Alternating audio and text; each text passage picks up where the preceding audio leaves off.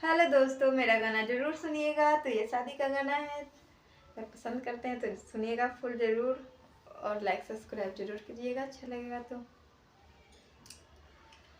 होते बीनु सरवा हो दादा हो, चली जैबो ससुररिया।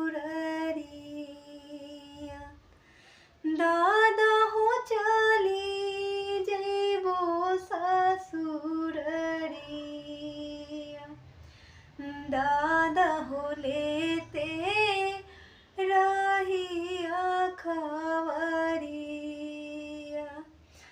दादा हो लेते रहिया खबरिया। लागले गे पोती गे, जैबो तोरा ससुररिया। पोती गे जैबो तोरो ससुररिया। पोती गे लेते रहबो खबरिया। पोती गे लेते रहबो खबरिया। होती बीनु सरवा हो पापा हो, धरी लेबो हो रहिया। पापा हो धरी लेबो हो रहिया।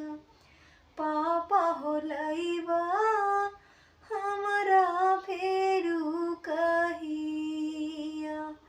पापा हो लैबा हमरा फेरू कहिया।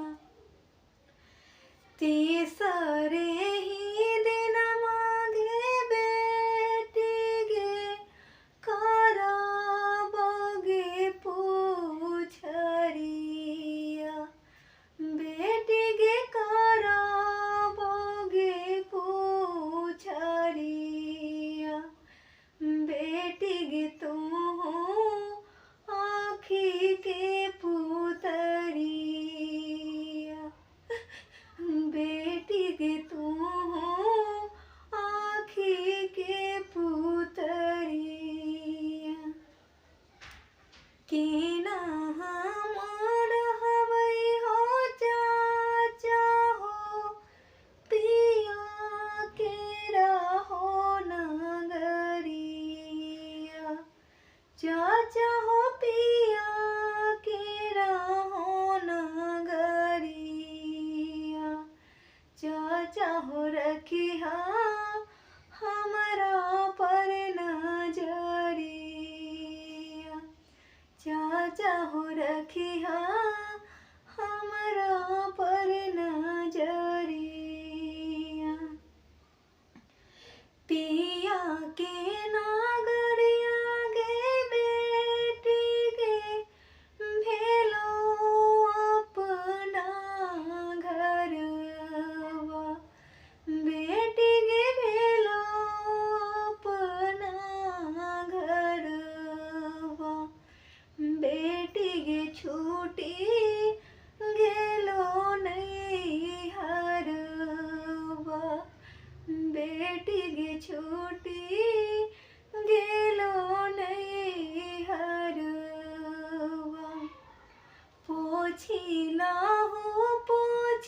हो भैया हो, आँखी के रहो लोरवा। भैया हो आँखी के रहो लोरवा।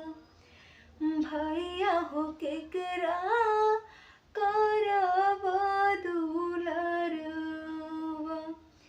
भैया हो केकरा करब दुलरवा। डोलिया कहाँ गे देखी गे, फाटे मोरा गे कलेजवा।